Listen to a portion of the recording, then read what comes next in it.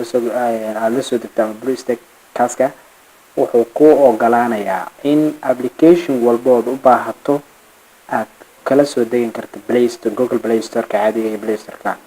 marka si tusaale ahaan hadda markaan soo galno aniga hadda horaan ula soo degay sida hadda halkaan nooga muuqataba waa kana the last version already installed.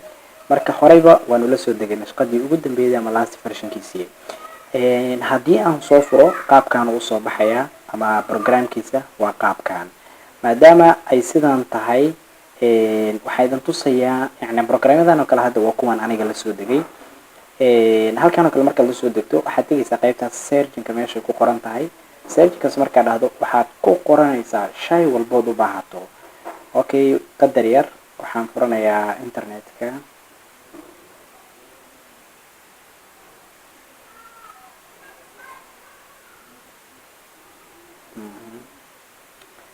okay internet-ka xoogaa yar limited ka saaran yahay iga yar xadidan yahay dhima lahan isaga dhanba waan iska saarayaa. marka ujeedkan ka leeyahay waa inaad la soo degtaa BlueStack kaas aaduna u yar yahay yani computerka kama buuxinayo.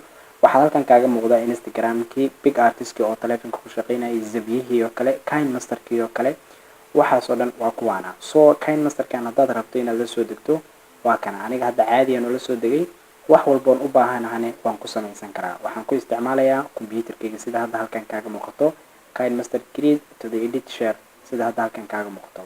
marka qof kasta oo u baahan inuu la soo dego application kasta oo ku saabsan telefonka sidoo kalena computerka kugu shaqeynaya waxaad ku khasban tahay inaad la soo degto software-kan ama bookiskan hadda halkan kaaga muuqdo loo yaqaano BlueStack.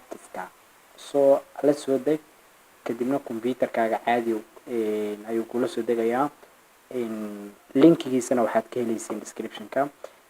waxaan ka codsanayaa sidoo kale haddii ay tahay maanta markii kugu horeyso na soo booqato inaad subscribe saarto channel-ka waad ku mahadsantahay qadarka daawashadaada. waxaan rajeynayaa inaad ka faa'iidaysateen dhammaantiin insha allah. wixii su'aalo aad qabtaan ama ku cuslaadane waxaad iigu reebin kartiin qaybta faallada ama commentiga anigana waxaan isku dayi doonaa sida ugu dhaqsaha badan inaan idinkaga soo jawaabo.